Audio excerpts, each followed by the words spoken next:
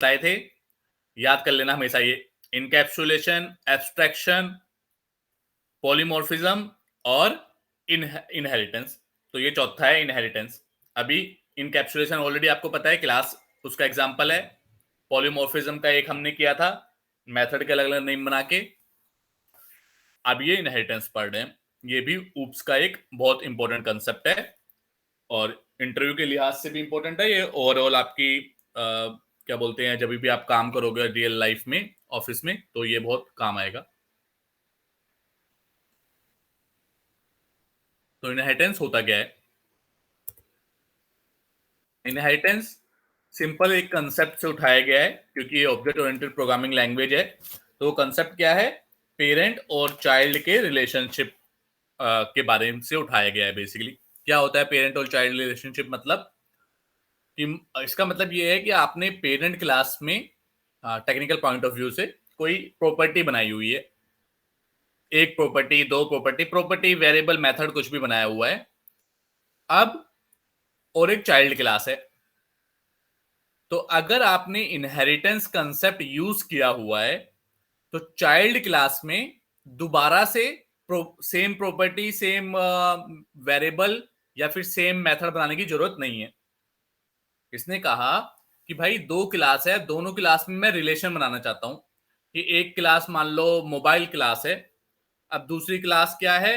Mobile में भी अब डिफरेंट डिफरेंट तरीके के मोबाइल डिवाइसेस आ गई है। तो दूसरी एक क्लास है मोबाइल टैब और दूसरी है नॉर्मल मोबाइल क्लास। अब दोनों में अगर आपने पेरेंट चाइल्ड रिलेशनशिप बना दिया तो आप क्या कर सकते हो कि एक फीचर या फिर एक मेथड, प्रॉपर्टी, कुछ भी आपने पेरेंट के अंदर डिफाइन की हुई है, चाइल्ड को वो ऑटोमेटिकली मिल जाती है। अभी करेंगे कैसे ये भी समझ में आएगा। ठीक उसी तरह का कंसेप्ट है ये बेसिकली, जैसे हम अपने पेरेंट्स और हमारे बीच में इनहेरिटेंस का रिश्ता होता है कि अगर मेरे माता पिता ने कोई भी प्रॉपर्टी खरीदी हुई है, घर खरीदा हुआ है, तो वो बाद में मुझे मिल जाएगा, मुझे उसके लिए अलग से पैसे देने की जरूरत नहीं पड़ेगी। तो सेम वही कंसेप्ट है कि अगर दो क्लास में पेरेंट और चाइल्ड का रिलेशनशिप है तो चाइल्ड को ऑटोमेटिकली पेरेंट की चीज मिल जाएगी, उसको अलग से खरीदना नहीं, मतलब अलग से कोई डिफाइन नहीं करना पड़ेगा वो चीज। समझ में आया? हिंदी भाषा में वैसे नॉर्मल लाइफ में कैसे क्या क्या हुआ ये कंसेप्ट? बताओ, समझ में आ रहा है या नहीं आ रहा? दो क्लास को ऐड करना, दो क्लास को ऐड करना बेसिकली। करेक्ट, बेसिकली दो क्लास के बीच में रिलेशन बनाना, ऐड करने का बोलेंगे रिलेशन बनाना। हाँ ठीक है, चलो सॉरी, अब रिलेशन, बनाते हैं यस। रिलेशन की होगा कैसे रियल लाइफ या इसमें। सबसे पहले क्या करते हैं, क्लास ऐड करते हैं।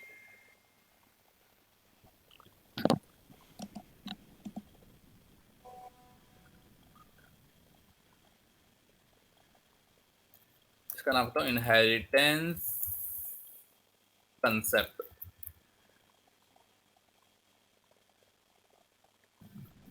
ठीक है, फिलहाल के लिए नाम चेंज कर देता हूं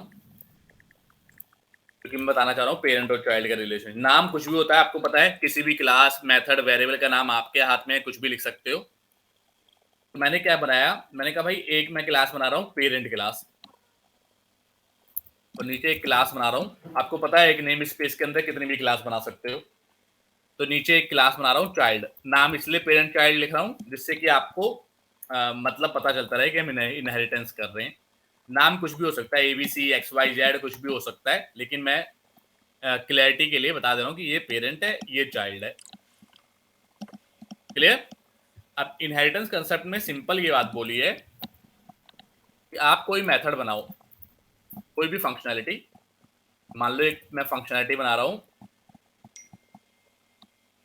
मेथड पेरेंट करके ना, ये पेरेंट का मेथड है। ये क्या बोलेगा? सिंपल ये बोल रहा है I am parent class method.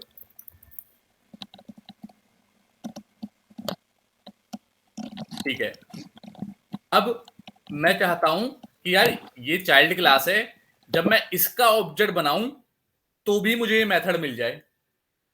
Normal life में आपको पता है ये पॉसिबल नहीं है, जिस क्लास का ऑब्जेक्ट बनाओगे उसी की चीजें उसमें मिलेगी। ऐसा थोड़ा ना होता है कि एक पड़ोसी के घर गए और उससे कह दिया दूसरे पड़ोसी की घर की चाय और दूसरे पड़ोसी के घर का कोई सामान दे दे आपको, इट्स नॉट पॉसिबल।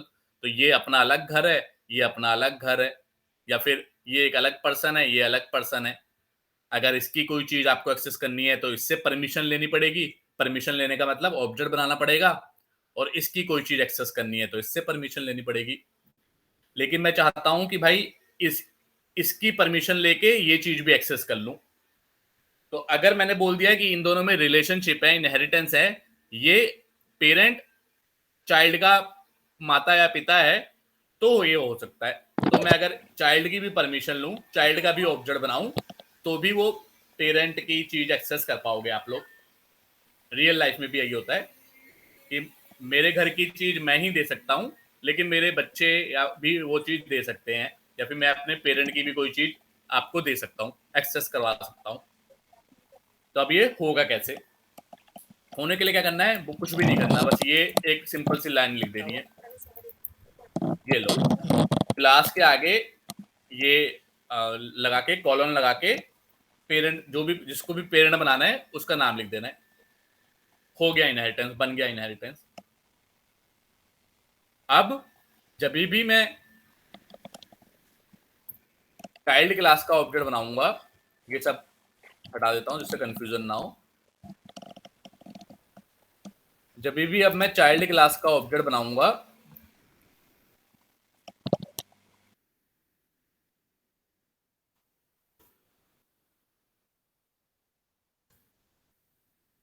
वो देखो पेरेंट का मेथड पेरेंट भी मुझे मिल गया। मिल गया नहीं मिला? Yes sir. मिल गया, राइट? क्यों मतलब क्या, कैसे मिला? Due to inheritance concept. अगर मैं ये लाइन हटा देता, ये जो इनहेरिटेंस का जो सिंबल है ये हटा देता, ये क्या सिंबल रिप्रेजेंट करता है? ये रिप्रेजेंट करता है कि चाइल्ड क्लास ये है और इसने इनहेरिट किया हुआ है पेरेंट क्लास को। इसने बोला हुआ है मेरे पेरेंट, मेरे माता या पिता में से कुछ भी मान लो, वो ये पेरेंट क्लास है।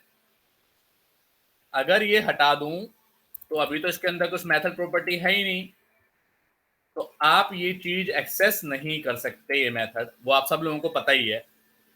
लेकिन जैसे ही, बाकी चीजें डिलीट करता हूं, लेकिन जैसे ही मैंने इनहेरिटेंस का सिंबल यूज किया, वैसे ही मैं वो सारी चीज एक्सेस कर पाऊंगा जो जो पेरेंट के में बनी हुई है। और जाहिर सी बात है, ऐसा नहीं है कि प्राइवेट में हो तो भी एक्सेस कर पाऊंगा, प्राइवेट चीज एक्सेस नहीं कर पाऊंगा, ओनली पब्लिक। पब्लिक या दूसरी चीज बताऊंगा जब एक्सेस मॉडिफायर पढ़ाऊंगा, तो बताऊंगा कि क्या क्या चीजें एक्सेस कर सकते हैं, राइट? प्राइवेट तो खाली अपने में यूज होता है, जैसे अपने पापा की कोई प्राइवेट चीज मैं नहीं किसी को दे सकता है, किसी को एक्सेस करवा सकता, तो वही कंसेप्ट यहाँ पे है। लेकिन जो पब्लिक चीज है वो एक्सेस कर सकते हैं। क्या ये बात समझ में आई या कोई डाउट? क्लियर है। ठीक है, यस। अब बताओ, तो चाइल्ड क्लास के ऑब्जेक्ट ने तो एक्सेस कर लिया, तो अब बताओ इनहेरिटेंस होगा तो क्या पेरेंट क्लास का ऑब्जेक्ट एक्सेस कर पाएगा नहीं कर पाएगा? पेरेंट क्लास का कर ऑब्जेक्ट या पाएगा। मेथड पेरेंट कर पाएगा भाई, क्योंकि अगर मेरे पापा की कोई चीज है तो पापा तो एक्सेस कर ही पाएंगे ना, पापा ने प्रॉपर्टी लिया तो रहेंगे ही। मैं भी रह लूंगा क्योंकि मैं उनका बच्चा हूं, लेकिन ऐसा थोड़ा ना कि वो निकल जाएंगे। बात क्लियर? यस तो सर। पेरेंट तो अपना करेगा, इसका तो नॉर्मल है, इसका तो नॉर्मल ही है, इसका तो खुद का मेथड ही है, राइट? इसका तो खुद का मेथड ही है, तो ये तो एक्सेस कर ही रहा है, इसमें कोई चेंजेस नहीं है। चेंजेस किस में आए? चाइल्ड में, कि चाइल्ड ने भी पेरेंट क्लास का एक्सेस कर लिया। तो यहां से अब एक कंसेप्ट और उठता है कि भाई आपके चीज, आप अपने पेरेंट की चीज एक्सेस कर पाते हो, क्या पेरेंट भी आपका एक्सेस कर लेगा?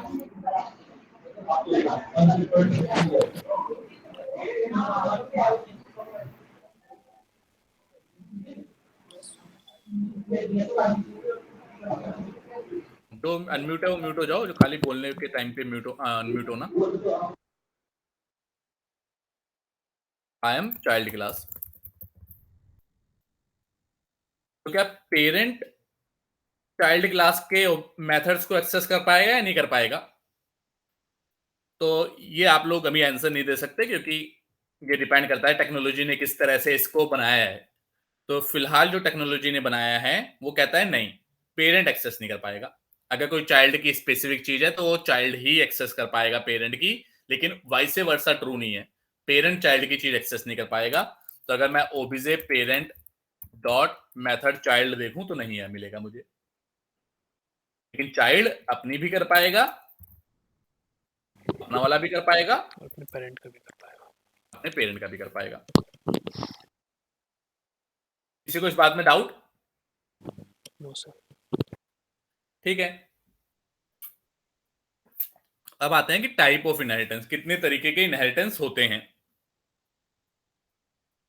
तो इसे लिखते हैं यहां पे, inheritance is a concept of creating parent-child relationship in .NET to access parent class functionality, data member and data function using child class. Simple है, इनहेरिटेंस की डेफिनेशन ये बोल दोगे सब समझ जाएंगे। अब आता है टाइप्स ऑफ इनहेरिटेंस, कितने टाइप के होते हैं। पहला इनहेरिटेंस होता है single level inheritance. Single level inheritance मतलब एक लेवल का इनहेरिटेंस है, खाली एक पेरेंट होगा, एक चाइल्ड होगा, चाइल्ड ने पेरेंट को इनहेरिट किया हुआ है, चाइल्ड अब पेरेंट की चीजें एक्सेस कर पाएगा। जो भी हमने एग्जांपल बनाया है ये टिपिकल क्या है, सिंगल लेवल इनहेरिटेंस है। क्लियर या कोई डाउट? सिंगल लेवल तो अभी आपको मैंने बताया ये, तो आपको क्लियर होगा। Yes sir. तो अब आता है सेकंड, क्या टाइप होता है। सेकंड क्या होता है, मल्टी लेवल इनहेरिटेंस। ठीक है, मल्टी लेवल इनहेरिटेंस क्या है कि जैसे मेरे पिताजी हैं, अब मैं उनका बेटा हो गया तो मेरा भी बेटा कोई होगा, तो मेरे बेटे के पास क्या खासियत होगी कि वो मेरी भी चीजें एक्सेस कर लेगा, मेरे पिताजी की भी कर लेगा। इस तरह के इनहेरिटेंस जिसमें दो या दो से ज्यादा जनरेशन दिखाई गई हो, वो है मल्टी लेवल इनहेरिटेंस। जैसे यहां पे एक और क्लास बनाता हूं, ग्रैंड चाइल्ड लिख देते हैं। नाम कुछ भी हो सकता है, फिलहाल मैं इसलिए लिख रहा हूं जिससे कि कंसेप्ट समझ में आए, वरना नाम आपके हाथ में।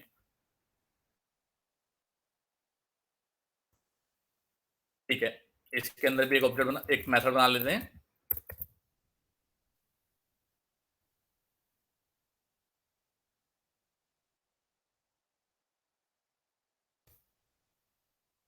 और ये क्या बोलेगा, इसे ही कॉपी पेस्ट करते हैं। I am grand child method, class लिख दिया, यहाँ पे मेथड होना चाहिए।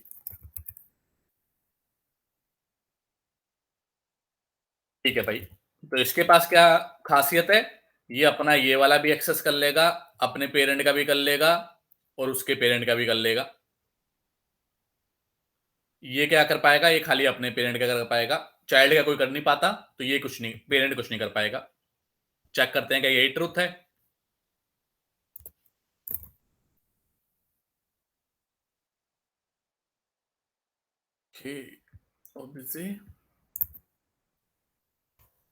ऑब्जेक्ट का नाम लिख सकते हो, लेकिन मैं ये लिख रहा हूं ग्रैंड चाइल्ड डॉट, ये देखो इसके पास चाइल्ड का भी है, ग्रैंड चाइल्ड अपना भी है और पेरेंट का भी है। यहाँ पे है तो आप एक्सेस कर ही पाओगे, ऐसा नहीं है कि यहाँ पे होगा और आप एक्सेस नहीं कर पाओगे, it's not possible.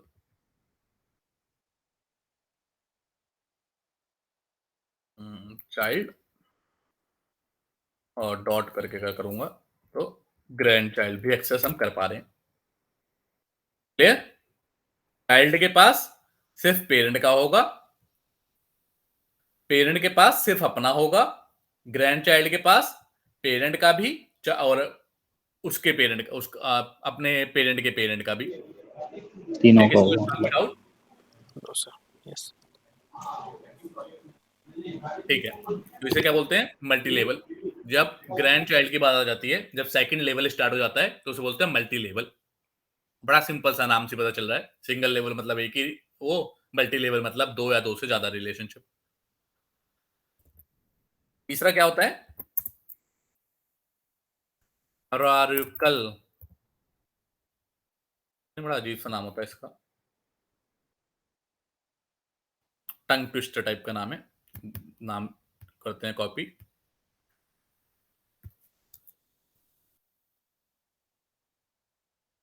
Hierarchical inheritance.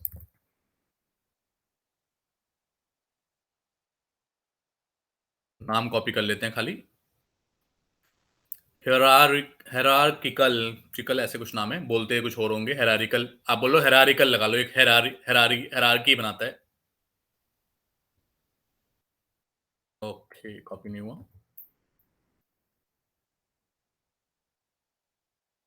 HIERARCHICAL।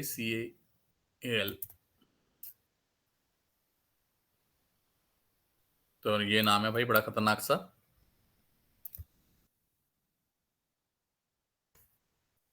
नाम खतरनाक है बट काम सब आसान है। ये क्या है? ये कहता है अगर एक, ये बेसिकली सिबलिंग रिलेशनशिप वाला है कि एक उसके पेरेंट के मल्टीपल चिल्ड्रन भी तो हो सकते हैं। तो ये देखो, तो यहां पे एक और बनाता हूं, थोड़ा सा बंद कर देता हूं जिससे क्लियर समझ में आए। अब इस पेरेंट के मान लो एक और चिल्ड्रन है।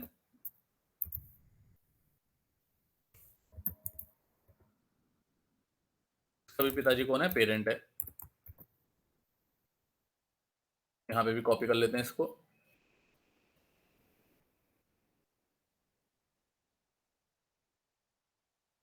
चाइल्ड टू और I am child two class method. ठीक है, अब इसमें क्या होगा? अब बताओ इसमें क्या होना चाहिए आपके हिसाब से? ये जो है किस किस के मेथड एक्सेस कर पाएगा? कौन बताएगा? दीपक आप बताओ, क्या चाइल्ड टू चाइल्ड के मेथड एक्सेस कर पाएगा, नहीं कर पाएगा? नहीं, सिर्फ ओनली parent का। पेरेंट्स का कर पाएगा। करेक्ट, बिल्कुल सही जवाब। क्योंकि आप अपने भाई की प्रॉपर्टी थोड़ा ना लेते हो, आप तो खाली अपने पेरेंट की लेते हो ना। और सेम सेम वही बताओ, ग्रैंड चाइल्ड किसकी कर पाएगा? चाइल्ड, चाइल्ड टू और पेरेंट तीनों की कर पाएगा, या खाली चाइल्ड और पेरेंट की? चाइल्ड और पेरेंट की कर पाएगा, ग्रैंड चाइल्ड और चाइल्ड टू की नहीं कर पाएगा। बिल्कुल सही जवाब। तो ये अपने रिश्तों की तरह ही है, ये अपने चाचा की जमीन थोड़ा ना ले लोगे आप। तो ये तो जिसका चाचा, ये इसका चाचा हो गया, चाचा या फिर ताऊ, कुछ भी बोल सकते हो। तो ये इसकी चीज एक्सेस नहीं कर पाएगा, ये अपनी और अपने पेरेंट की कर लेगा। तो ये देखो, टेस्ट भी कर लेते हैं इस चीज को। क्या बनाया हमने? चाइल्ड टू बनाया। Obj child two equal to new child two. अब ओबीजे चाइल्ड टू करेंगे तो आप सब लोगों को पता ही है कि एक तो अपना मेथड कर पाएगा और पेरेंट का। कोई डाउट किसी को या क्लियर? जैसे लाइन वाइज बनाते जाएंगे वैसे ही होगा, फर्स्ट होगा वो पेरेंट होगा फिर चाइल्ड होगा। हाँ, लाइन वाइज से मतलब नहीं है, मतलब क्लासेस के में मतलब कैसे पता चलेगा कि पेरेंट क्लास कौन सी होती है और चाइल्ड? नहीं नहीं, ठीक है, बहुत बढ़िया क्वेश्चन है। तो ये इनका क्वेश्चन है कि लाइन वाइज बनाते रहेंगे तभी पता चलेगा कि कौन किसका पेरेंट है, कौन किसका चाइल्ड है। तो इसमें आंसर तो है सिर्फ नहीं। नाम लिखा है तो पता चल रहा है, वैसे कैसे पता चलता है? हाँ, सिर्फ सिर्फ इससे पता चलता है ना, नाम वाम से मतलब नहीं है। ये तो मैंने नाम इसलिए लिख दिया क्योंकि साफ समझ में आ रहा है, लेकिन इससे पता चल जाएगा ना। मान लो यहाँ पे एक्स वाई जेड होता, तो एक्स वाई जेड यहाँ पे एबीसी होता, तो आपको पता होता कि एक्स वाई जेड एबीसी का बच्चा है। तो मेनली इससे पता चलता है, खाली खाली रिलेशनशिप, और किसी चीज से नहीं पता चलता। तो अगर यहाँ पे मैंने चाइल्ड की जगह पेरेंट कर दिया होता, तो अब ये, अब इससे पता चल रहा है मुझे कि इसके, कोई पूछेगा ये किस किस के मेथड एक्सेस कर पाएगा, तो आपको पता है एक तो अपना कर पाएगा और एक पेरेंट कर पाएगा। अब आप पेरेंट में जाके देख लोगे कि पेरेंट का भी कोई पेरेंट है नहीं है, तो और कुछ नहीं कर पाएगा, खाली पेरेंट का करेगा और अपना करेगा। और अगर यहीं पे चाइल्ड होता तो पहले इतना तो कंफर्म है कि अपना और अपने चाइल्ड का करेगा। अब उसके बाद आप चाइल्ड पे जाओगे, चाइल्ड पे देखोगे अच्छा इसमें पेरेंट भी है, तो इसका मतलब ये तो करेगा ही करेगा, साथ में अपने पेरेंट को भी करेगा। क्लियर है? कोई डाउट? क्लियर है। समझ गए ना कैसे पता चल रहा है कि आगे आपने ये साइन बना रखा है ना, उससे पता चल जाएगा। आप उससे। हायरार्की को फॉलो करते रहो, समझ जाओगे कि कौन किसका पेरेंट है कैसे नहीं। कैसे हमने फॉलो किया हायरार्की, इसका देखा कि इसका चाइल्ड है, तो ये तो हमें पता लग गया कि यहां तक हमें सिर्फ इतना पता है कि ये अपना और चाइल्ड का एक्सेस करेगा। लेकिन जब हम चाइल्ड पे गए तो हमने देखा अरे इसका भी तो कोई पिताजी है, तो इसका मतलब अपना भी करेगा और अपने पिता उसके भी पिताजी का करेगा, तो यहाँ पे भी करेगा। इसका भी कोई पिताजी होता तो उसका भी करता। Clear right? ठीक है। यस तो इस तरह की चीजों को जो अभी हमने पढ़ा कि एक ही पेरेंट के मल्टीपल बच्चे हों तो उन्हें उनको कहते हैं हायरार्किकल, एक हायरार्की बना रहे हैं ये लोग। तो क्लियर ये हायरार्किकल इनहेरिटेंस। यस चौथा क्या होता है? Multi level multiple inheritance. Multiple inheritance क्या होता है कि एक बच्चे के दो दो पेरेंट, कि अगर मैं यहां पे बनाऊं क्लास चाइल्ड 3 बना लेता हूं, या फिर ग्रैंड चाइल्ड करके ज्यादा समझ में आएगा, ग्रैंड चाइल्ड 2,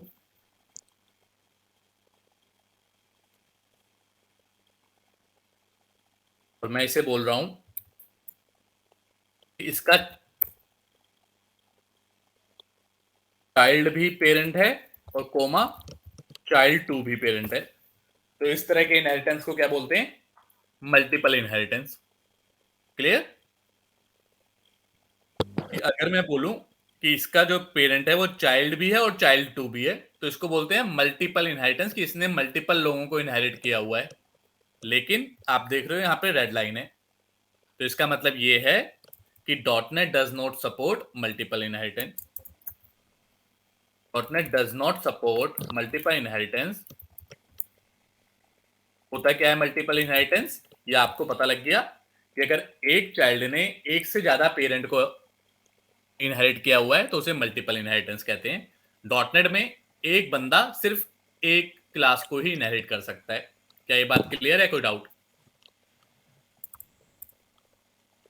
क्लियर है। ठीक है। तो लेकिन इंटरव्यू में पूछते हैं फिर भी कि मल्टीपल इनहेरिटेंस होता है क्या, तो आंसर देना है कि एक से ज्यादा चाइल्ड, लेकिन डॉटनेट इसे सपोर्ट नहीं करती।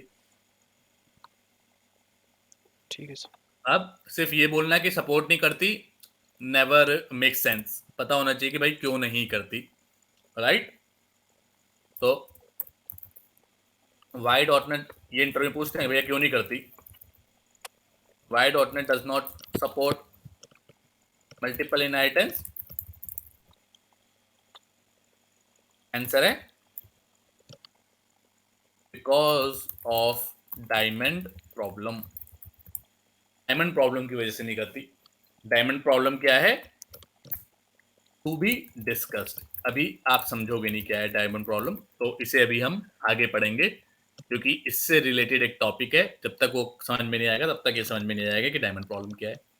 लेकिन इंटरव्यू में कोई पूछेगा क्या नहीं है, तो आपको आंसर देना है डायमंड प्रॉब्लम। अभी पढ़ेंगे, आज की क्लास में नहीं तो कल की क्लास में डायमंड प्रॉब्लम पढ़ेंगे।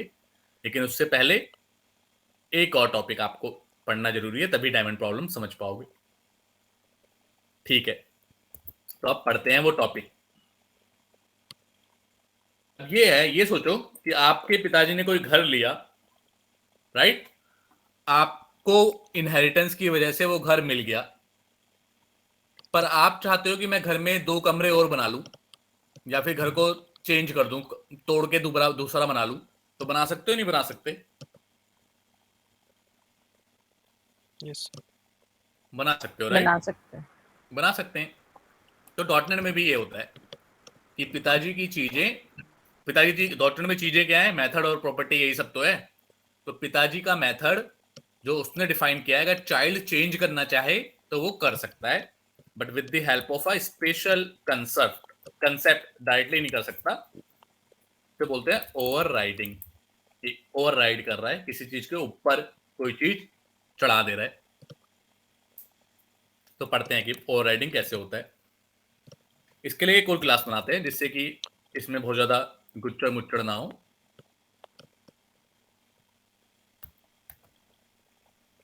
एट क्लास, इसका नाम रखते हैं inheritance concept 2।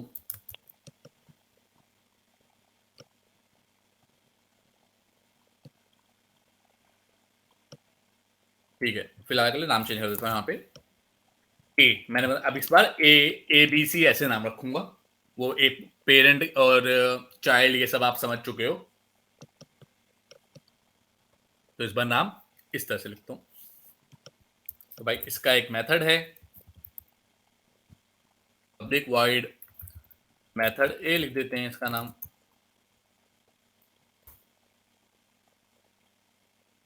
console.writeLine। all right, I am method A। अब इसकी मैंने एक बनाई चाइल्ड क्लास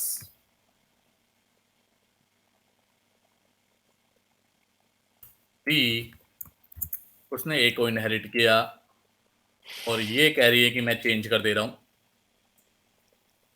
तो कहता है कि आप चेंज कर सकते हो भाई, मेथड चेंज करने में कोई दिक्कत या परेशानी नहीं है, लेकिन कुछ कंसेप्ट को फॉलो करना पड़ेगा। कुछ चीजें डॉटनेट ने दी हैं, उसे फॉलो करोगे तभी कर सकते हो। ये नहीं कि अपनी मर्जी से कोई भी मेथड बना लिया, किसी को भी चेंज कर लिया।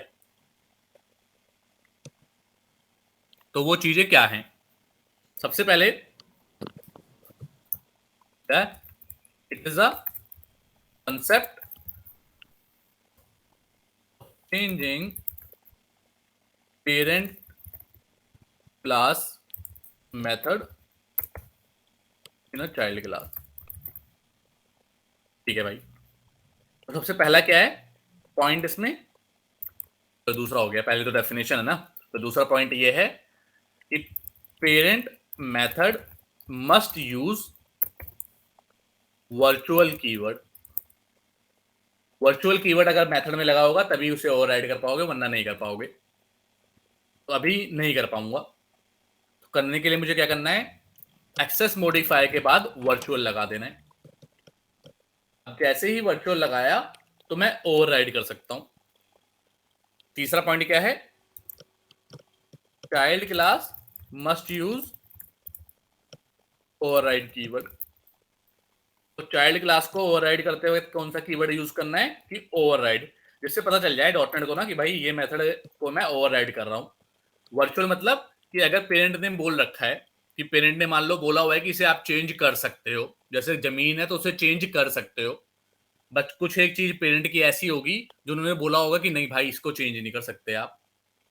कुछ उनसे उनके रिलेटेड कोई पर्सनल चीज ऐसी होगी तो ये भी कह सकता है उनको चेंज नहीं कर सकते। तो नॉर्मल चीजों को चेंज नहीं कर पाओगे, बट इसको उन्होंने बोला हुआ है मेथड को कि इसको चेंज कर लो। कैसे बोला हुआ है? आगे वर्चुअल लगा के।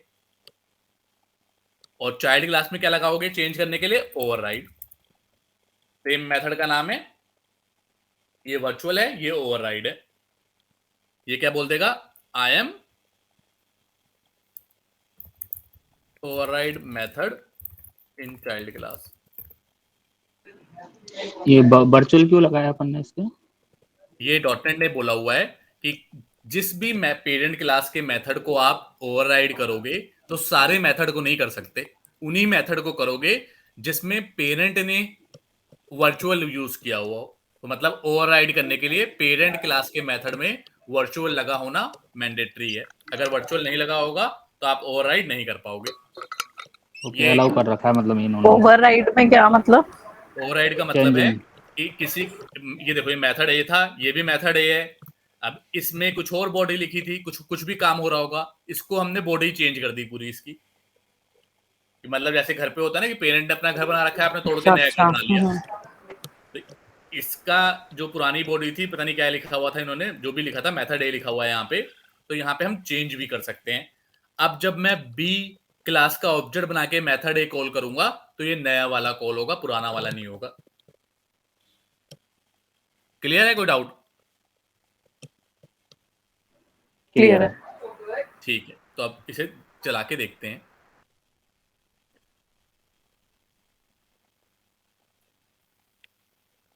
कौन सी क्लास थी हमारी? बी क्लास थी, child class. B obj child लिख देते हैं। ओबीजे चाइल्ड डॉट प्रैक्टिकल में सब यूज होता है। हाँ, ये सब बहुत ज्यादा यूज होता है बल्कि ये सब। तो अब से जो आप पढ़ना शुरू कर रहे हो, इनहेरिटेंस आएगा और इंटरफेस आएगा। अब जो जो आएगा चीजें, ये बहुत ज्यादा यूज होती हैं। अभी तक तो आपने मतलब मेथड, प्रॉपर्टी, ये तो यूज होते ही होते हैं, बट ये आसान कंसेप्ट थे। अब ये थोड़े से दिमाग वाले कंसेप्ट आ रहे हैं कि इसे कैसे यूज करना है, कहाँ यूज करना है, ये आपको आपकी सिचुएशन के हिसाब से यूज करना है। लेकिन ये थोड़े से टिपिकल हैं एज कम्पेयर टू अभी तक जो आपने पढ़ा। ठीक है, तो अब जब आप ओबीजे चाइल्ड के मेथड ए को कॉल करोगे तो चाइल्ड वाला कॉल होगा, ना कि पेरेंट वाला। क्यों? क्योंकि आपने ओवरराइड कर दिया है। घर को तोड़ के अगर नया बना लिया तो पुराना वाला एक्सेस कर पाओगे, नहीं कर पाओगे? बताओ। अगर मेरे पेरेंट के पास कोई घर था, मैंने तोड़ के नया बना लिया, नो सर, और कोई बोले कि नहीं पुराने वाला घर चाहिए मुझे, तो मिल पाएगा, नहीं मिल पाएगा? No sir. नहीं। नहीं मिल नहीं। पाएगा। तो सेम वही है कि भाई पुराने वाला नहीं मिल पाएगा, अब नए वाला मिलेगा। चेक करते हैं, ये देखो नया वाला मिल रहा है, ना कि पुराना वाला। तो ये देखो I am alright child class हो गया। अगर ये मेथड नहीं होता, अगर मैंने तोड़ के नया घर बनाया ही ना होता, तो कौन सा मिलता? अगर मैंने चेंज ही मेरा नहीं किया होता तो पुराने वाला। पुराना ही। करेक्ट। तो F10 F11 ये देखो पुराने वाला वो मिला। आई एम मेथड है, वो कॉल हो गया। क्लियर? ओवरराइड किसे कहते हैं? ओवरराइडिंग क्या होता है समझ गए? अभी कोई डाउट है इसमें? कि अगर पेरेंट समझ क्लास का मेथड आपको किसी की बॉडी चेंज करनी है उसकी, तो चाइल्ड क्लास में कर सकते हो। लेकिन दो कीवर्ड हैं, एक वर्चुअल और ओवरराइड। इसको कीवर्ड का यूज करके ही आप कर सकते हो। पेरेंट क्लास में वर्चुअल होना चाहिए। एक्चुअली थोड़ा सा मैं इसे चेंज करता हूं।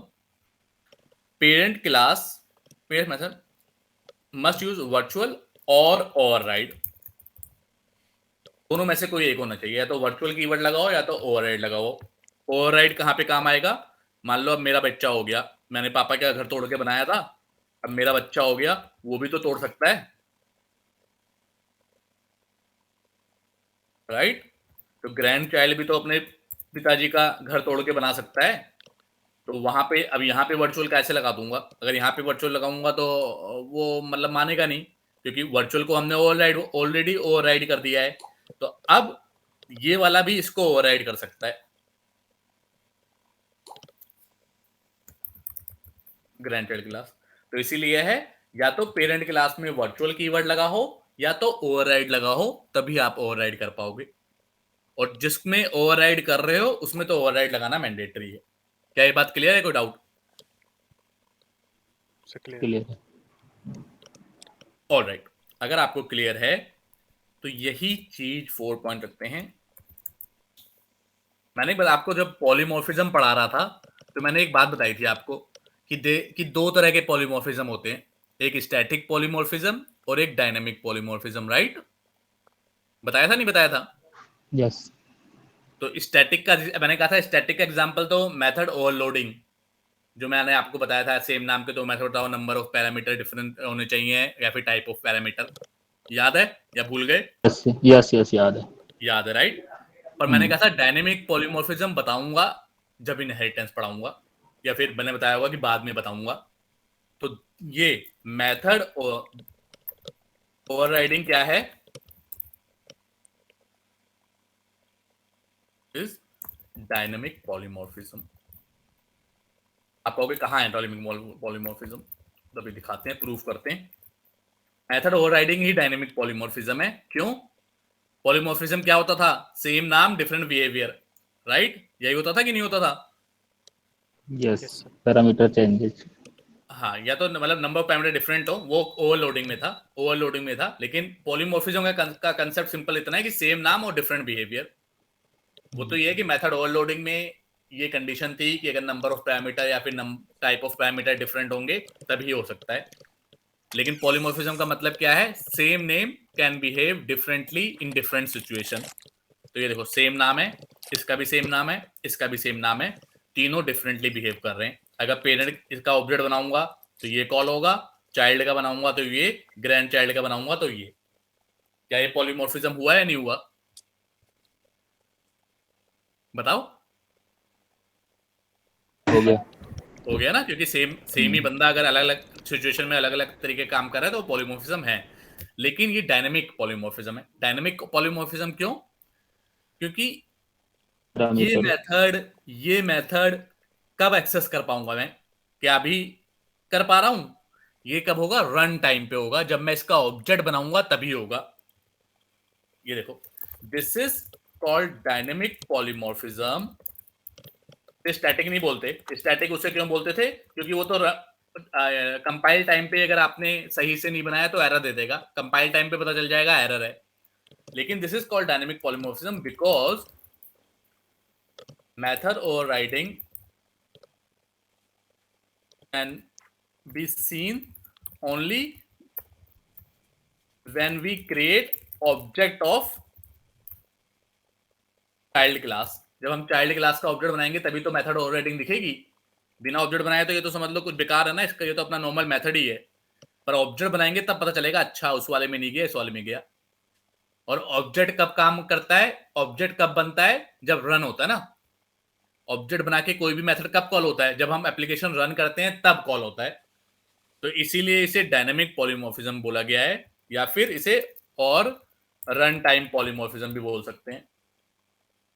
लेकिन स्टैटिक पॉलीमॉर्फिज्म में ऐसा नहीं था कि आपको ऑब्जेक्ट बनाओ तब पता चले। स्टैटिक पॉलीमॉर्फिज्म तो ये देखो, स्टैटिक हो गया ये, स्टैटिक पॉलीमॉर्फिज्म हो गया ये। क्यों? क्योंकि अगर इसमें कुछ गड़बड़ की तो ये कंपाइल टाइम पे बता देगा, ये ले भाई ऑलरेडी एक बना हुआ है, दूसरा क्यों बना रहा है?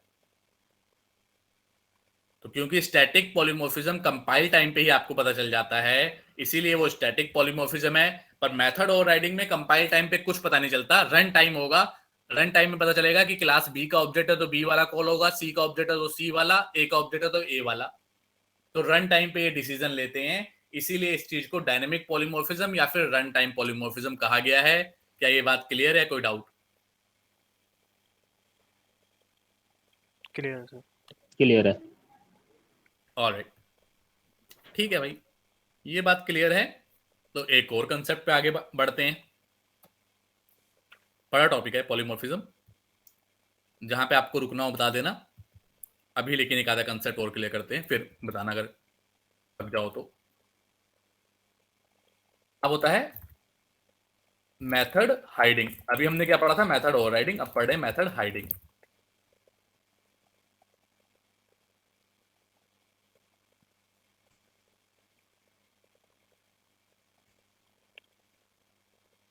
मेथड ओवरराइडिंग था, ये मेथड हाइडिंग है। मेथड हाइडिंग क्या होता है? ये इनहेरिटेंस ही चल रहा है ना पूरा भी? हाँ हाँ, ये सब भी इनहेरिटेंस। पर कैसे पता चलेगा इनहेरिटेंस चल रहा है नहीं चल रहा? ये देखो, जहां जहां पे मैंने अगर इनहेरिट किया हुआ है तो समझ लो इनहेरिटेंस ही चल रहा है अभी तक। ओके। ठीक है भाई, मेथड हाइडिंग क्या होता है? मेथड हाइडिंग मतलब हाइडिंग से पता चल रहा है ना, छुपा दिया। ये मतलब ओवरराइड का तो मतलब है घर तोड़ के नया बना लिया, और हाइडिंग का मतलब है कि एक 100 गज की जो जमीन है, 50 गज में घर बना हुआ है, वो छुपा के आपने उसमें कुछ कोई चीज छुपा दी और नया घर बना लिया। कि मतलब वो भी है लेकिन हाइड है, छुपा हुआ है वो चीज। और आपने एक नई जमीन पे नई जगह नई चीज बना ली जो सेम वैसी ही दिखती है। बात समझो कि ओवरराइडिंग का मतलब था उसी के ऊपर आपने कुछ चेंज कर दिया। इसे समझने के लिए आपको ये समझना जरूरी है।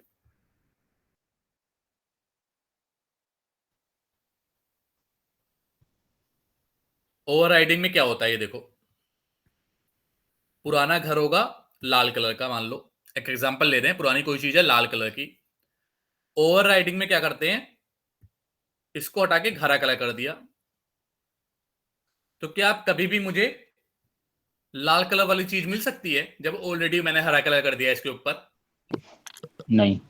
नहीं मिल सकती, राइट। लेकिन मेथड हाइडिंग क्या है? इसी का भाई है, उसमें भी चेंज करते हैं। लेकिन मान लो इसमें अब ये लाल कलर का था,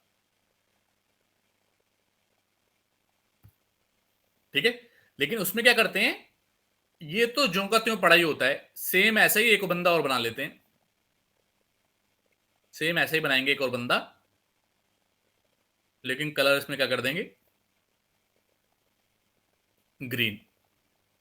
तो यहां पे ये भी पड़ा हुआ है, ये भी पड़ा हुआ है, और ये पड़ा हुआ है मतलब कहाँ पड़ा हुआ है? मेमोरी में। जब यहाँ पे भी बात हो पड़ा हुआ है, रखा हुआ है, ये सब मतलब मेमोरी में जब रन होता है तो मेमोरी मिलती है सबको, तो मेमोरी में ये भी पड़ा, उसमें तो पड़ा ही नहीं होता, उसमें तो उसी की मेमोरी पे दूसरी वैल्यू आ जाती है, जो नया फंक्शन बनता है वो आ जाता है। इसमें ये भी पड़ा हुआ है, ये भी पड़ा हुआ है, लेकिन एक्सेसिबल हमेशा ये होगा क्योंकि ये हाइड है, ये छुपा हुआ होगा। क्लियर है? कोई डाउट?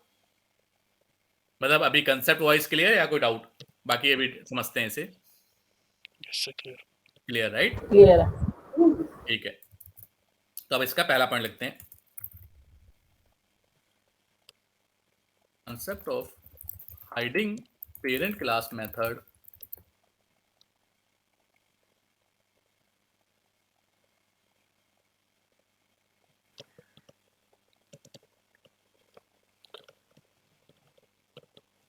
पहले लिख लेता हूँ पॉइंट, फिर आता हूँ।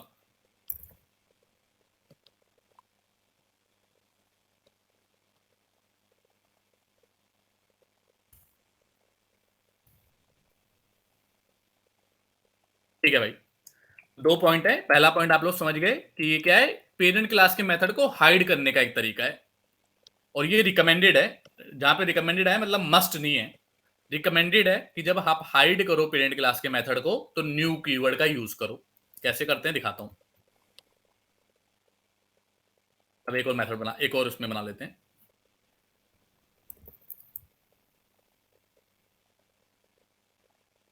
मेथड क्या लिखो नाम, A2 लिख देता हूँ ना, कुछ भी हो A2 लिख देता हूँ, कुछ भी नाम हो सकता है, नाम आपको पता है, आपके हाथ में।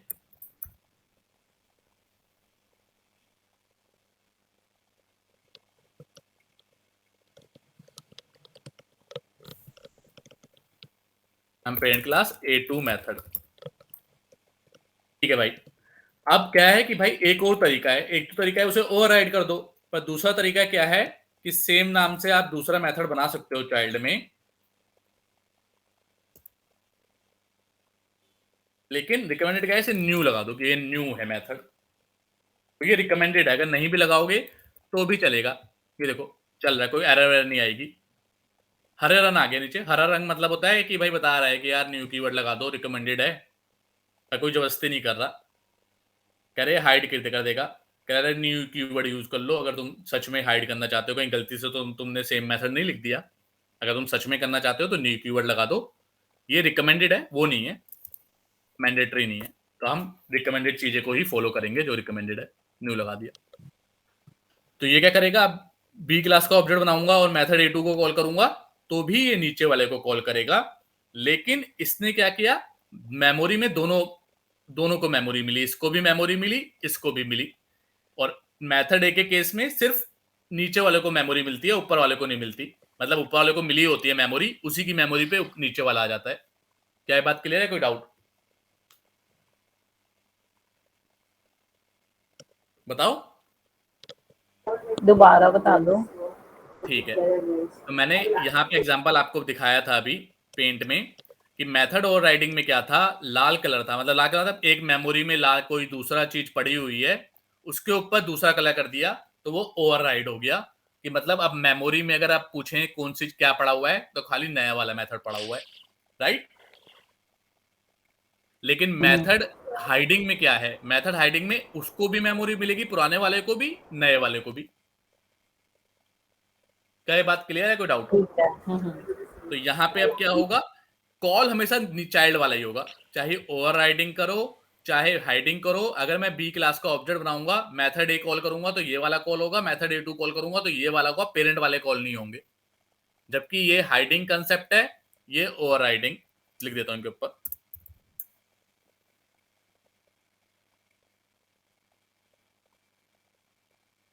ये मेथड हाइडिंग है, ये मेथड ओवरराइडिंग है। तो हाइडिंग में मैंने कहा कि दोनों को मेमोरी मिलेगी, लेकिन ओवरराइडिंग में सिर्फ इसको मेमोरी मिलती है, ऊपर वाले को मेमोरी ही नहीं मिलती। पर आप कहोगे नहीं, आप तो अभी कह रहे थे मेमोरी मिलती है, उसके ऊपर आ जाता है, बट वो मैं एक्चुअली झूठ बोल रहा था, वो समझाने के लिए बोल रहा था कि लाल के ऊपर हरा कर दिया। बट एक्चुअल जो सिनेरियो होता है मेमोरी का, उसमें पेरेंट को जब वो इसका ऑब्जेक्ट बनाएगा बी क्लास का, तो वो देखेगा अच्छा ये तो वर्चुअल है, तो क्या नीचे किसी ने ओवरराइड किया हुआ है? अगर किया होगा तो ऊपर वाले को मेमोरी नहीं देगा, सिर्फ नीचे वाले को देगा। क्या यह बात क्लियर है आपको? कि आप, और जिसको मेमोरी मिलती है वही कॉल होता है। अब इसमें तो लेकिन आप कहोगे दोनों को मेमोरी मिली हुई है, तो मेथड A2 कॉल कर रहा है तो चाइल्ड वाले को क्यों कॉल होगा, पेरेंट वाला क्यों नहीं हो जाएगा? बात सही है नहीं है? कि जब ये इसको भी मेमोरी मिली हुई है, इसको भी मेमोरी मिली हुई है, और चाइल्ड के पास चाइल्ड का भी रहता है, पेरेंट का भी रहता है, तो जब मैं इसका ऑब्जेक्ट बनाऊंगा तो नीचे वाला कॉल क्यों होगा, ऊपर वाला कॉल क्यों नहीं होगा? क्या ये क्वेश्चन समझ में आ रहा है कि क्या क्वेश्चन है? बताओ दीपक। हाँ जी।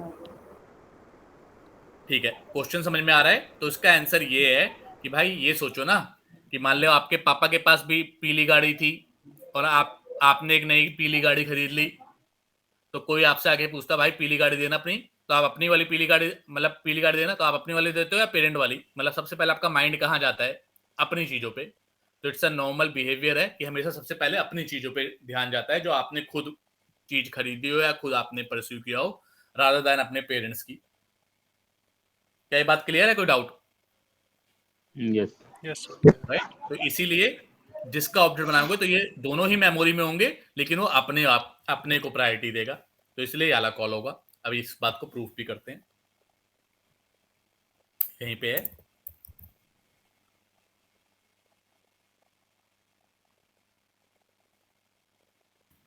ठीक है,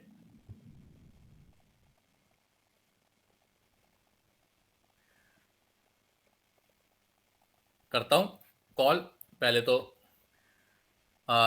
मेथड ओवरराइडिंग वाला, ये तो पता ही है आपको, चाइल्ड वाला ही कॉल हो रहा है, क्योंकि इसमें तो मेमोरी मिली ही नहीं, लेकिन इसमें तो दोनों को मेमोरी मिली है, तो दोनों में से कौन सा होगा? मैंने कहा अपने वाले को प्रेफरेंस देगा, तो इसने अपने वाले को प्रेफरेंस दी। क्लियर? मेथड हाइडिंग और मेथड ओवरराइडिंग में डिफरेंस बता दोगे? यही डिफरेंस बताना है कि भैया उसमें मेमोरी नहीं मिलती पेरेंट वाले को। कहेगा क्यों नहीं मिलती? तो कहेगा क्योंकि वो पहले जब ऑब्जेक्ट बनता है तो मेमोरी देने जाता है, अब लेकिन जब देखता है उसमें वर्चुअल लगा हुआ है तो पहले चेक करता है कहीं कोई ओवरराइड तो नहीं है। अगर ओवरराइड ऑलरेडी हो रखा है तो ऊपर वाले को मेमोरी नहीं देता, लेकिन अगर वर्चुअल नहीं लगा हुआ तो वो मेमोरी दे देता है। तो अगर वर्चुअल इसमें वाले में लगा ही नहीं है तो इसने इसको भी मेमोरी दे दी, और इसको तो दे ही दी क्योंकि ये तो अपना नया मेथड है। क्लियर है? कोई डाउट? So clear. क्लियर है। ठीक है, लेकिन क्या कोई ऐसा तरीका है कि, क्योंकि मेमोरी में ये भी पड़ा हुआ है, क्योंकि इस ओवरराइडिंग में तो देखो मेमोरी में खाली यही पड़ा हुआ है, तो हम मेमोरी में तो कोई ऐसा तरीका है ही नहीं कि हम पुराना वाला ऊपर वाला कॉल कर ले, राइट? क्योंकि जब मेमोरी में है ही नहीं कोई चीज तो उसे कॉल कहां से करोगे? लेकिन हाइडिंग में चाइल्ड का भी पड़ा हुआ है, पेरेंट का भी पड़ा हुआ है मेथड, तो क्या कोई ऐसा तरीका है कि हम पेरेंट वाला कॉल कर लें चाइल्ड क्लास के ऑब्जेक्ट के साथ? तो आंसर है यस, ऐसा तरीका है। क्या तरीका है वो चेक करते हैं। तो अभी तक आपने देखा होगा जितनी भी हम चीजें दे रहे हैं, जितने भी फीचर दे रहे हैं, जितनी भी काबिलियत दे रहे हैं, जितनी भी ताकत दे रहे हैं, वो सब चाइल्ड क्लास को दे रहे हैं, राइट? सब कुछ चाइल्ड क्लास के बात है कि यही वही पिताजी की चीजें भी लेगा, पिताजी या माताजी किसी की भी पेरेंट की चीज भी लेगा, वही वही उनको ओवरराइड भी कर सकता है, वही उनको हाइड भी कर सकता है। पेरेंट लोग बेचारे लोग आराम से बैठे हुए हैं, उनके पास कोई ताकत नहीं दे रखी। बट ये सही तरीका नहीं है, राइट? पेरेंट को भी कुछ ताकत मिलनी चाहिए, नहीं मिलनी चाहिए? बताओ। मिलनी चाहिए। मिलनी चाहिए, तो चलो पेरेंट को थोड़ी ताकत देते हैं। तो डॉटनेट ने क्या कहा कि भाई पेरेंट तू भी कुछ ताकत ले लो, तो पेरेंट ने कहा ठीक है भाई दे दो। तो इन्होंने पेरेंट को क्या ताकत दी, जो कि सिर्फ पेरेंट को दी है, चाइल्ड को नहीं दी। ये ताकत बड़े ध्यान से समझना। तो पेरेंट को ये ताकत दी है कि तू पेरेंट क्लास का वेरिएबल जो तू है ना, पेरेंट क्लास का वेरिएबल अपने अंदर चाइल्ड क्लास के ऑब्जेक्ट को स्टोर कर सकता है। दोबारा बोल रहा हूं, पेरेंट को ये ताकत दी है। आपको पता है कि जब तक ये लाइन लिखी होती है सिर्फ वेरिएबल है, ऑब्जेक्ट जब ये लिखता हूं तब बनता है, राइट? ये बात सबको पता है, राइट? मैं 2-3 बार बता चुका हूं पहले भी कि जब तक ये लाइन लिखी है तो ये सिर्फ एक वेरिएबल है, ऑब्जेक्ट तब बनता है जब न्यू करके बनाते हैं। तो पेरेंट क्लास के वेरिएबल, ये पेरेंट क्लास का वेरिएबल है, ए क्लास पेरेंट है, बी क्लास चाइल्ड है। पेरेंट क्लास के वेरिएबल को एक ताकत दे दी कि जा तेरे को मैं एक ताकत दे रहा हूं कि तू अपने अंदर चाइल्ड क्लास के ऑब्जेक्ट को भी सेव कर सकता है। Clear clear clear. Yes, sir. लेकिन चाइल्ड क्लास को ये ताकत नहीं दे रखी, वो अपने अंदर पेरेंट क्लास के ऑब्जेक्ट को सेव नहीं कर सकता है। ये देखो, तो मेथड हाइडिंग में क्योंकि दोनों मेथड को मेमोरी मिली हुई है, तो थोड़ा सा गेम देखना यहां पे। अब देखो, चाइल्ड, ये भी चाइल्ड क्लास का ऑब्जेक्ट है। अब कोई पूछेगा obj1 कौन सी क्लास का ऑब्जेक्ट है, तो क्या बोलोगे? गर्वित आप बताओ।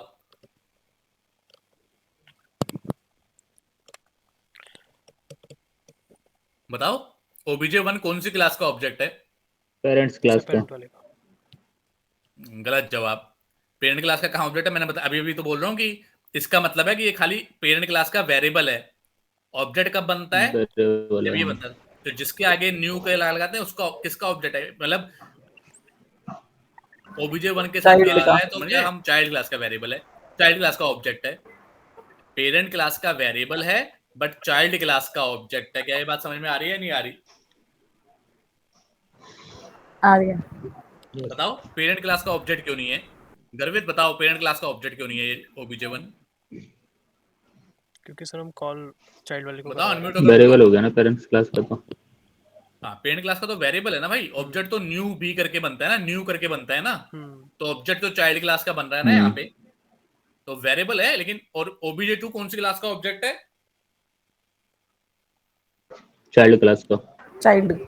यस, दोनों ही चाइल्ड क्लास के ऑब्जेक्ट हैं। तो मतलब दोनों में ही आप चाइल्ड क्लास से परमिशन लोगे कि तेरे मेथड को कॉल कर लूं, तेरे मैं इसको कॉल कर लूं। लेकिन जादू देखना, मेथड हाइडिंग की वजह से जादू हुआ है।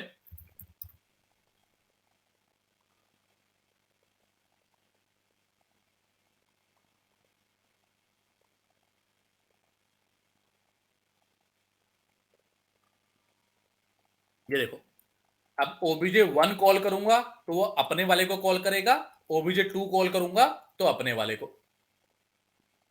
मेथड हाइडिंग में, क्योंकि मैंने बताया कि भाई इसमें दोनों को मेमोरी मिलेगी। तो देखते हैं, इसे पहले प्रूफ करता हूं फिर बताता हूं। मुश्किल मुश्किल कंसेप्ट नहीं है, समझने वाली बात है बस, वो अभी आप समझ जाओगे। दोनों के ऑब्जेक्ट बन गए, मतलब ऑब्जेक्ट चाइल्ड क्लास के ही बनाए लेकिन दोनों वेरिएबल हमने सेव कर लिए। अब obj1 क्योंकि पेरेंट क्लास का वेरिएबल है, तो पेरेंट क्लास ने अपने मेथड को वरीयता दी, अपने मेथड को प्रायोरिटी दी, और पेरेंट वाला कॉल हुआ। ये देखो, यहां पे कॉल हुआ है। अब obj2 क्योंकि चाइल्ड क्लास का मेथड है, चाइल्ड क्लास का वेरिएबल है, तो इसने अपने वाले को प्रायोरिटी दी और चाइल्ड वाला कॉल हुआ।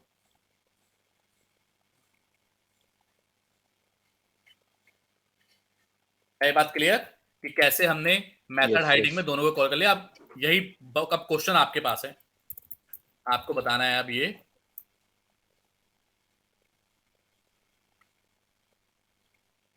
आशा करता हूं कि आप लोग सही बता पाओगे, थोड़ा दिमाग लगा के बताना, ऐसे ही हवा में मत बोल देना।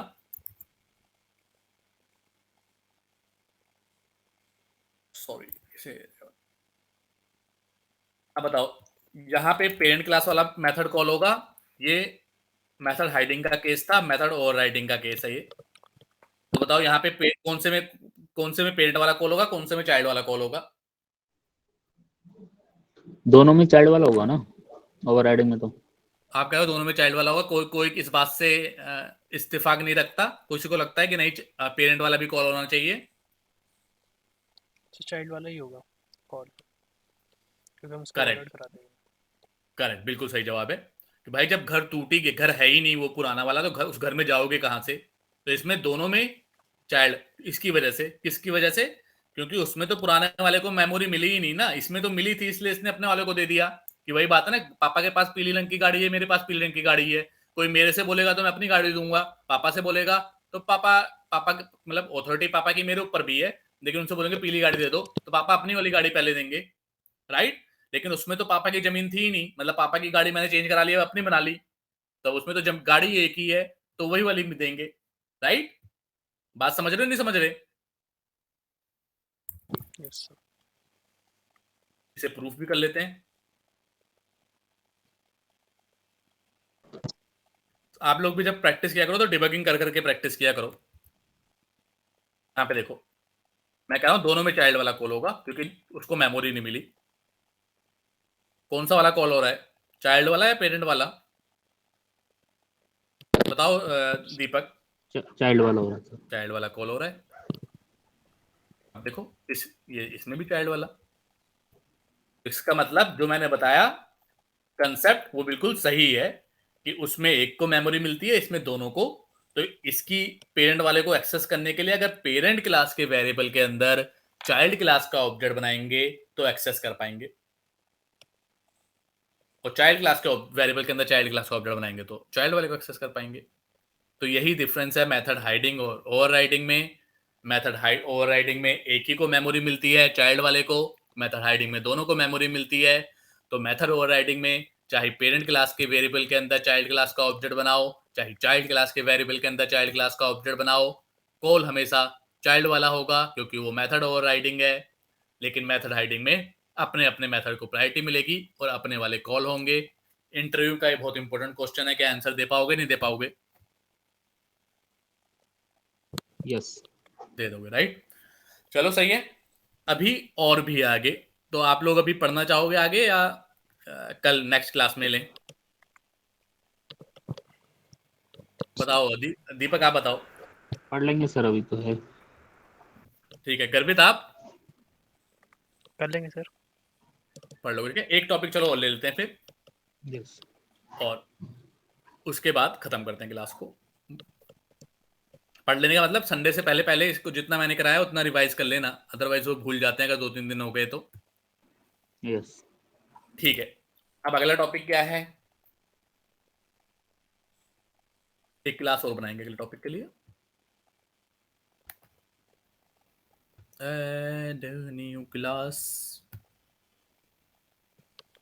ये बड़ा इंपॉर्टेंट है। मैं तो ये जो पढ़ाने जा रहा हूँ मैं हमेशा अपने स्टूडेंट से इंटरव्यू क्वेश्चन में पूछता ही पूछता हूँ। सॉरी, जो जिन भी बंदों को मैं हायर करता हूँ उनसे। ठीक, यहाँ पे क्या लिखते हैं? ABC1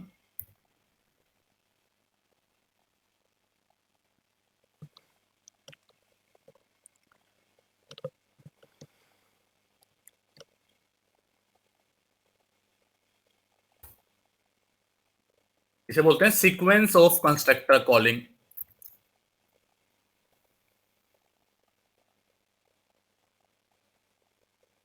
बताओ, चलो पहले बना लेता हूँ फिर पूछता हूँ।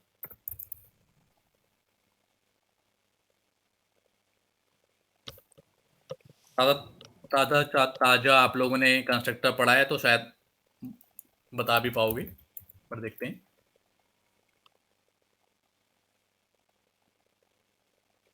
ठीक है भाई, इसे स्टडी बनाना है। ठीक है, तो सबसे पहला तो इंटरव्यू क्वेश्चन ये आता है, क्या एक क्लास में 2 डिफॉल्ट कंस्ट्रक्टर बना सकते हो? तो आंसर क्या होगा? गर्वित आप बताओ। एक क्लास में 2 डिफॉल्ट का मतलब होता है जिसमें कोई पैरामीटर ना हो। क्या एक क्लास में 2 डिफॉल्ट कंस्ट्रक्टर बना सकते हो?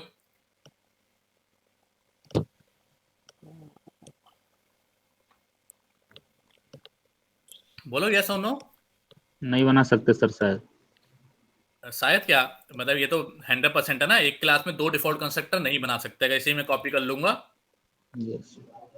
तो नहीं बना सकते। सेम नाम से 2 ना मेथड बनते हैं, पैरामीटर डिफरेंट होना चाहिए ना, यही तो पॉलीमॉर्फिज्म है, राइट? यही तो है ना कि भाई पैरामीटर नंबर चेंज हो, सेम नाम से नहीं बना सकते। आंसर ये है इसका। लेकिन आंसर गलत दिया आपने, बना सकते हैं भाई। लेकिन कंडीशन है, एक स्टैटिक होना चाहिए, एक नॉन स्टैटिक। मैंने ये थोड़ा ना बोला है कि स्टैटिक है नॉन स्टैटिक, मैंने तो बोला है कि डिफॉल्ट कंस्ट्रक्टर क्या बना सकते हो एक क्लास में सेम 2? तो आंसर है हाँ, बना सकते हो, लेकिन एक स्टैटिक होना चाहिए और एक नॉन स्टैटिक।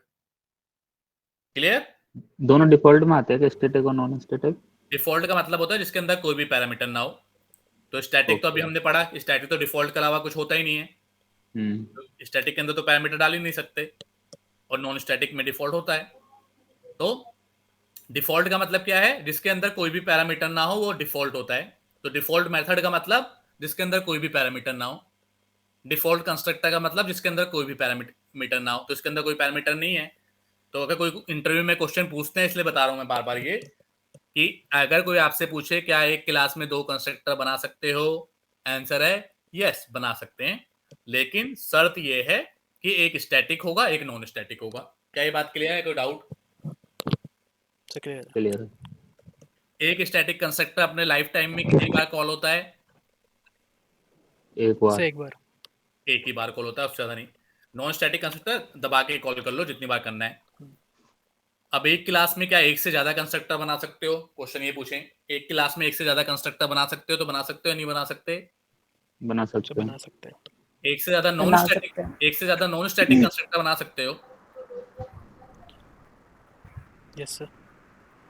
सही है, टेंशन मतलब कॉन्फिडेंटली बोलो, हाँ सही है, बना सकते हैं। एक से ज्यादा, एक ये बना दिया नॉन स्टैटिक, एक ये बना दिया नॉन स्टैटिक पैरामीटर के साथ, राइट? Yes sir. एक से ज्यादा एक से ज्यादा नॉन स्टैटिक भी बना सकते हैं, लेकिन पैरामीटर डिफरेंट होने चाहिए, राइट? तो ये बात तो हो गई अभी तक कंस्ट्रक्टर की, ये थोड़ा रिवाइज कराना जरूरी था। अब आते हैं इनहेरिटेंस में कंस्ट्रक्टर के सीक्वेंस की कैसे कॉल होगा। अच्छा, एबीसी क्लास का ऑब्जेक्ट बनाऊंगा, तो पहला ऑब्जेक्ट जब बनाऊंगा तो दोनों कंस्ट्रक्टर कॉल होंगे या एक ही होगा? दोनों होंगे पहले ऑब्जेक्ट में। करेक्ट, पहले ऑब्जेक्ट में दोनों होंगे। पहले स्टैटिक होगा या नॉन स्टैटिक होगा? पहले नॉन स्टैटिक। किसी का आंसर इससे डिफरेंट है या सेम लग रहा है? अभी करके दिखाया था मैंने, पहले हमेशा स्टैटिक होगा, ठीक है। पहले हमेशा स्टैटिक होगा, बाद में नॉन स्टैटिक होगा। क्लियर? Yes sir. अगर एबीसी का ऑब्जेक्ट बनाया तो पहले स्टैटिक कॉल होगा, बाद में नॉन स्टैटिक। इस सबको प्रूफ करके देख लेते हैं।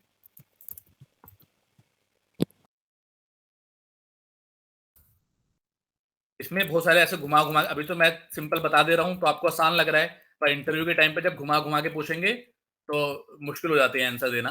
तो इसीलिए कंसेप्ट अगर क्लियर होंगे तो कभी भी आंसर गलत नहीं दोगे। डिबगर लगा देता हूं जिससे कि रुक जाए यहाँ पे। ये देखो, पहले स्टैटिक हुआ, फिर नॉन स्टैटिक हुआ। अच्छा, इस लाइन पे आया, इसका मतलब ये नहीं कि कॉल हो गया, कॉल होने के लिए अंदर आना जरूरी है।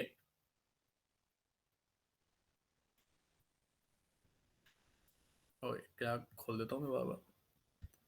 हो गया कॉल अब। तो पहले स्टैटिक हुआ, फिर नॉन स्टैटिक हुआ। ऊपर हटा देते हैं। क्लियर? पहले हमेशा स्टैटिक होगा, बाद में नॉन स्टैटिक होगा। अब आते हैं इसकी बात। अब जब चाइल्ड क्लास का ऑब्जेक्ट बनाते हैं तो कौन कौन से कंस्ट्रक्टर कॉल होंगे, बताओ?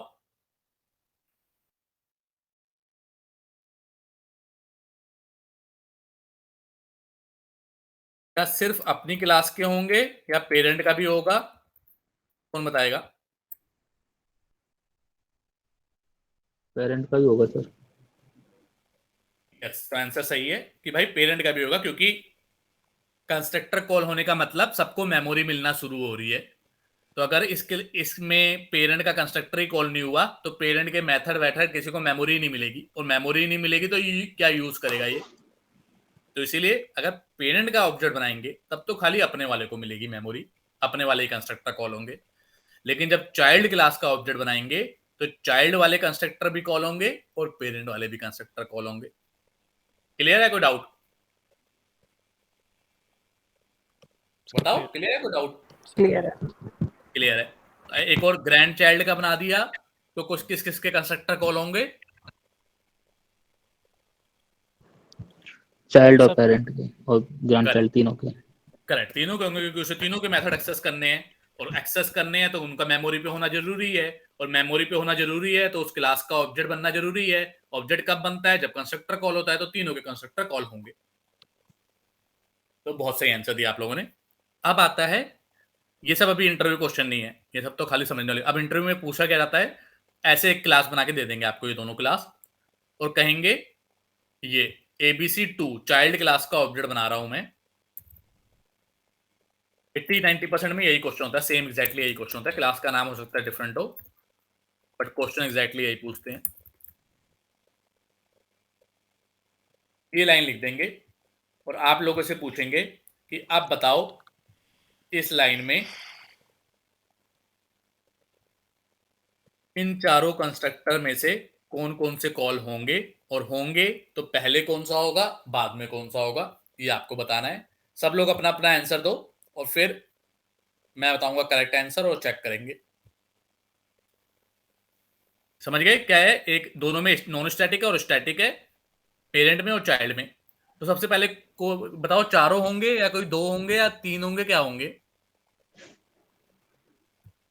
यहाँ पे लिख चारों दो। होंगे। चलो सबसे पहले दीपक से पूछते हैं।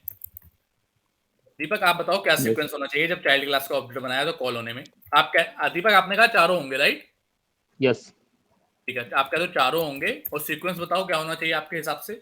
पहले चाइल्ड का ABC ये स्टैटिक होगा, ठीक है, देन तो आप कह रहे हो नॉन सीक्वेंस स्टैटिक होगा 4 और उसके बाद 3। 3, यस। फिर देन स्टैटिक नहीं, 4 2 3 1। ठीक है, 4 2 3 1। 3 1। यस। गर्वित आपके हिसाब से कितने कॉल होंगे, 4 या 3 या 2?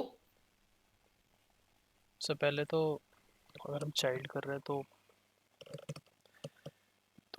मतलब पहले बताओ कि चारों कॉल होंगे भी नहीं होंगे?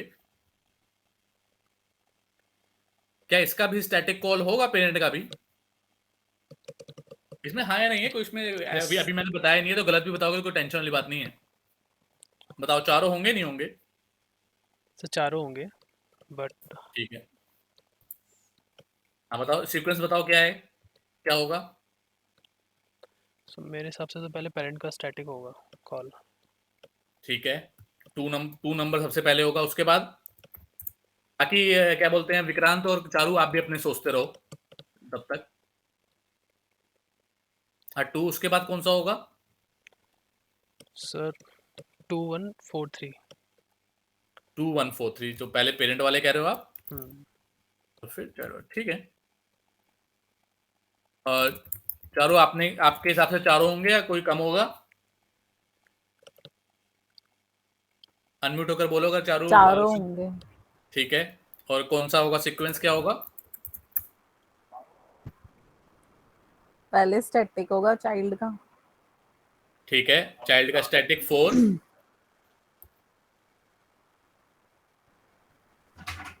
फिर थोड़ी कंफ्यूजन है।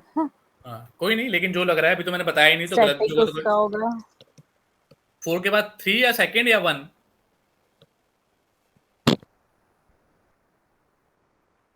कोई 4 नहीं, बोलो, अगर 3 गलत 2 भी होगा तो 1 इसमें रहेगा। वाली बात नहीं है। 4 3 2 1। ठीक है, 4 3 2 1, चलो सही है, एटलीस्ट सबके सबका डिफरेंट आ रहा है, तो मतलब सब अपना अलग अलग माइंड से सोच रहे हो। विक्रांत आप बताओ। सर पहले 4 होगा, फिर 2, फिर 1 3। 4 2 1 3, और चारों कॉल होंगे आपने कहा, पर लेकिन 4 2 1 3 तो सही है, मतलब इसमें कोई ये नहीं है कि किसका सही है किसका गलत है, ये नहीं है। बट होता कैसे है वो मैं आपको बता देता हूँ कि सबसे पहले ये सोच लो, कभी भी इस तरह का क्वेश्चन आएगा, अभी तो मैंने 2 ही लेवल बताए हैं, हो सकता है 3 लेवल भी बने, ठीक है? तो इनका पहले सिंपल सा लॉजिक है, इनको कैसे आपको आंसर देना है इसका। सबसे पहले सारे स्टैटिक कॉल होंगे, याद रखना, सारे स्टैटिक, पेरेंट मतलब चाइल्ड, पेरेंट, उसका पेरेंट पेरेंट सबके स्टैटिक कॉल होंगे सबसे पहले, राइट? नॉन स्टैटिक की तो बात ही नहीं होगी, पहले जितने भी स्टैटिक होते हैं सबको मेमोरी पहले स्टैटिक को मिलती है।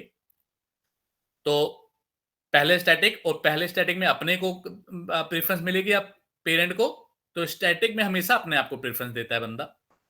तो दो दो पॉइंट आपको बस याद रखने हैं। पहला पॉइंट ये रखना है कि स्टैटिक वाले हमेशा पहले कॉल हो जाएंगे नॉन स्टैटिक वाले से, जितने भी स्टैटिक हों, पूरी लिस्ट में कितनी भी बड़ी लंबी चेन बनी हो, पर जितने भी स्टैटिक होंगे सबसे पहले वो कॉल हो जाएंगे। तो यहाँ पे कितने हैं, एक 4 है और एक 2 है। तो और हमेशा प्रेफरेंस नीचे से चलेगी ऊपर, कि पहले अपना स्टैटिक फिर पेरेंट का स्टैटिक। तो आंसर जो होगा वो ये है 4 2। अब उसके बाद नॉन स्टैटिक होते हैं। अब नॉन स्टैटिक में मैंने आपको बताया था, वर्चुअल में वो पहले जाता है, ऊपर वाले को देखता है कि ऊपर वाला वर्चुअल है, अच्छा वर्चुअल है तो नीचे वाले को मेमोरी दे देगा। इसका मतलब क्या है कि पहले ऊपर वाले को चेक करने जाएगा। तो नॉन स्टैटिक हमेशा ऊपर से नीचे, तो स्टैटिक हमेशा नीचे से ऊपर अपने आप को पहले प्रेफरेंस देगा, और नॉन स्टैटिक टोटली अपोजिट, ऊपर से नीचे। 2 पॉइंट याद रखने हैं। पहला हमेशा कि पहले सारे स्टैटिक कॉल होंगे, बाद में सारे नॉन स्टैटिक। पहला पॉइंट ये हो गया। दूसरा पॉइंट क्या हो गया कि दोनों की जो डायरेक्शन है वो अपोजिट होगी।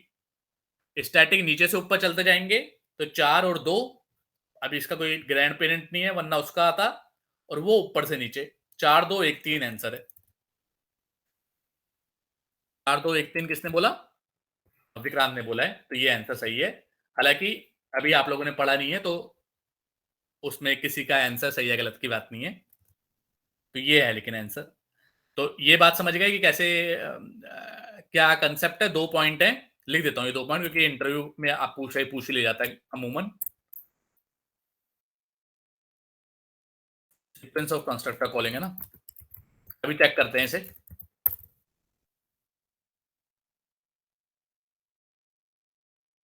ठीक है भाई, तो 2 पॉइंट आपको याद रखने हैं। Firstly all the static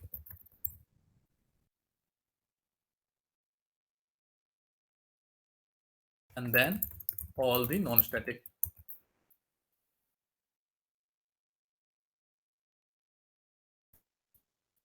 second point क्या याद रखना है?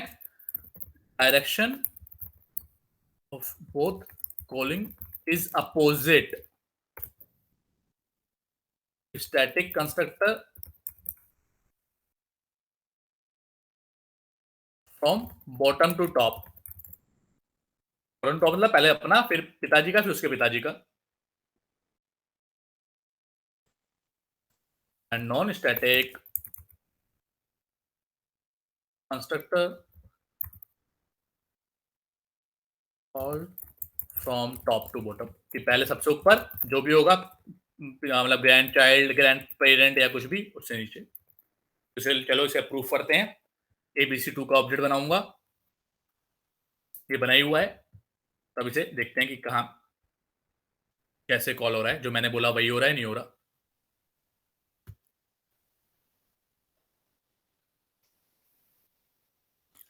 ठीक है, अब क्या करेंगे? F11 करेंगे। पहले किस में आया? स्टैटिक चाइल्ड वाले में 4 नंबर आया पहले। F10 आगे 3 नंबर आ गया, और मैंने क्या लिखा है? 4213। तो इसका मतलब मैं गलत हो गया, नहीं हो गया गलत? बताओ, क्या इस लाइन का मतलब है कि तीसरे नंबर का कंस्ट्रक्टर कॉल हुआ या नहीं हुआ? कौन बोलेगा? दीपक बताओ, ये कंस्ट्रक्टर कॉल हो गया नहीं हुआ? सर अभी नहीं हुआ, नेक्स्ट लाइन में आएगा। अभी नहीं हुआ सर। इसीलिए इससे पहले मैंने बोला था अभी कॉल हुआ नहीं, अभी तो खाली यहाँ पे आया है। कॉल कब होगा? जब अंदर आएगा, तो अभी अंदर आया नहीं है, इसीलिए मैंने जानबूझ के यहाँ पे लगाया है ये। अब देखते हैं सेकंड पे एक्चुअली कॉल हो कौन सा रहा है। कौन सा कॉल हुआ? 2। अब ये अभी कॉल हुआ नहीं, पर अब हो गया कॉल। 421 लास्ट में वापस आया 3 वाले पे। अभी तक कॉल हुआ नहीं था, लेकिन अब हो गया कॉल। तो 4213, 2 पॉइंट याद रखने हैं। ये बहुत इंपॉर्टेंट इंटरव्यू क्वेश्चन है, काफी पूछा जाता है, तो इसे याद रखना कि 2 पॉइंट आएंगे। सिंपल के याद रखोगे तो कभी कंफ्यूजन आएगी नहीं। पहला ये कि पहले सारे स्टैटिक होंगे, फिर सारे नॉन स्टैटिक। मैंने तो 2 लेयर बनाई है, इंटरव्यू में हो सकता है 3 लेयर बना दे, 4 लेयर बना दे। तो पहले स्टैटिक, फिर नॉन स्टैटिक। दूसरा पॉइंट में है डायरेक्शन दोनों की अपोजिट। स्टैटिक नीचे से ऊपर चलेगा, और नॉन स्टैटिक ऊपर से नीचे। क्लियर है? कोई डाउट? क्लियर। ठीक है, तो यही था आज Clear है। का ये टॉपिक। और कल मेरे ख्याल से इनहेरिटेंस में अब सब कुछ हमने कवर कर लिया है, और कुछ नहीं बचा। एक दो चीजें और बची हैं, थोड़े बहुत कीवर्ड हैं, वो पढ़ाऊंगा कल, मीन्स संडे को 2 बजे। और मिलते हैं फिर नेक्स्ट क्लास में। किसी का कोई क्वेश्चन है तो पूछो आज की क्लास का। कोई चीज मिस कर दी हो कि वो समझ में नहीं आई,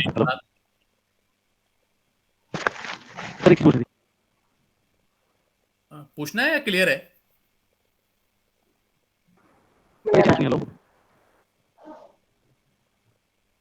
ओके ऑलराइट, ओके ठीक है, Okay. फिर मिलते हैं नेक्स्ट क्लास में। तब तक के लिए bye bye. Bye sir. Bye.